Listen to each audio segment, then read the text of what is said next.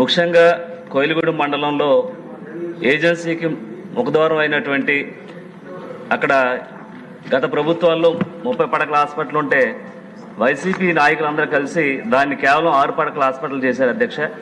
అలాగే బుట్టాయిగూడెం మండలంలో సుమారు 100 పడకల హాస్పిటల్ని కన్స్ట్రక్షన్ చేస్తే ఈ రోజు వరకు కూడా దాన్ని చేయలేని పరిస్థితి అధ్యక్ష. అలాగే ముఖ్యంగా ఏజెన్సీ ప్రాంతాల్లో ప్రతి చోట కూడా వైద్య సదుపాయం అందక చాలా మంది కూడా చనిపోయేటువంటి పరిస్థితి అధ్యక్ష.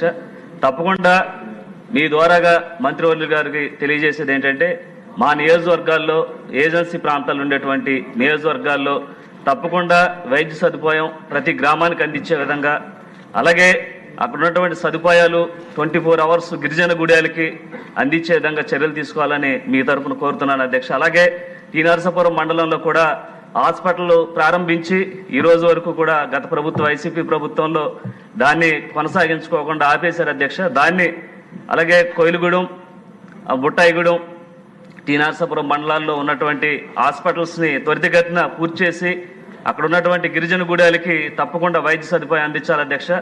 అలాగే ఏదైతే బుట్టాయిగూడెం హాస్పిటల్కి సంబంధించి మెరుగైన వైద్య సదుపాయం ఉంది, కానీ అక్కడ సరైన డాక్టర్స్ లేక వైద్యం అందక చాలా మంది ఇబ్బంది పడుతున్నారు అధ్యక్ష.